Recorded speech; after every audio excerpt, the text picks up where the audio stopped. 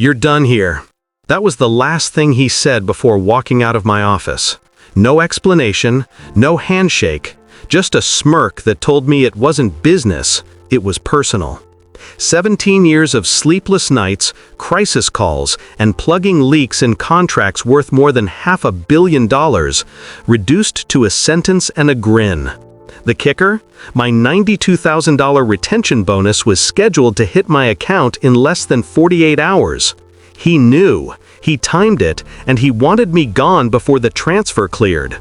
That night, I didn't rage, I didn't beg, I sharpened my silence.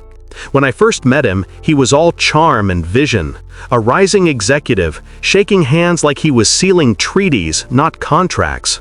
He liked me immediately, said I was a fortress in human form. I liked him too, at least at first.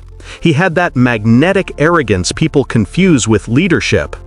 I built walls for his empire, brick by brick, while he basked in the glow of deals I kept watertight. Over the years, I kept him safe from audits, whistleblowers, and competitors sniffing blood. He rose higher. I stayed behind, the shadow with the paperwork, the quiet hand that held the line. I didn't need applause. I needed loyalty.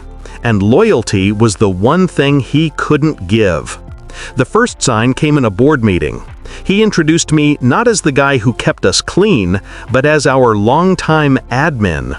Admin, as if 17 years of trench work meant scheduling coffee runs. Then came the meetings I wasn't invited to. Deals struck without my review.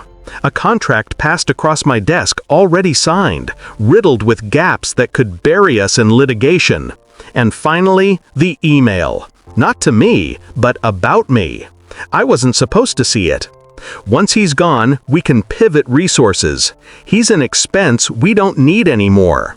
Expense. Not asset, not partner, just a number on a ledger he wanted erased before my bonus matured. That was when my loyalty cracked. I didn't confront him, that would have been sloppy. Instead, I started building my own file. Every email, every deviation from compliance, every corner cut to impress shareholders.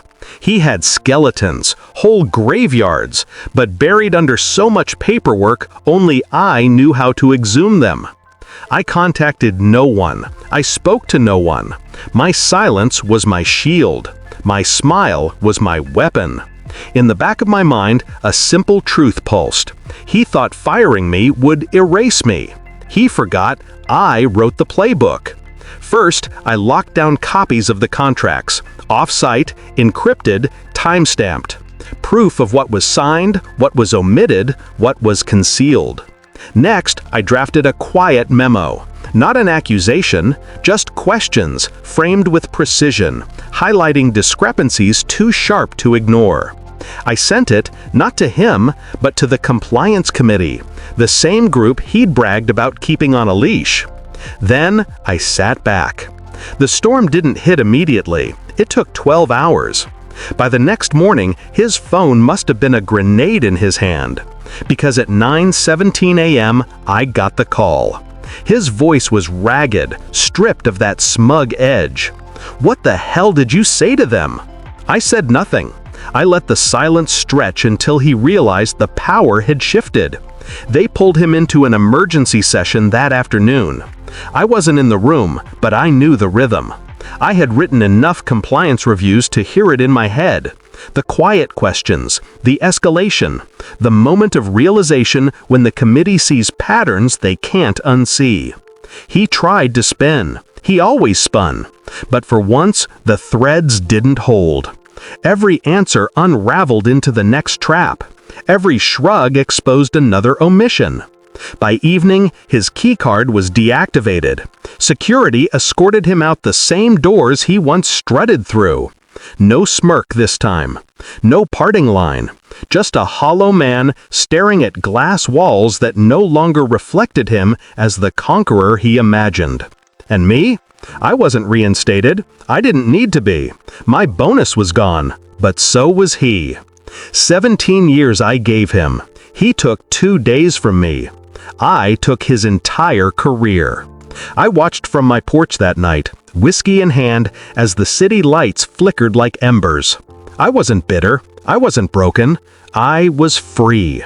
He thought firing me erased me. Instead, it revealed me. And the best part? He'll never know the exact moment I decided, the exact sentence that sealed him. He'll spend the rest of his life wondering what I said to them. And I'll never answer.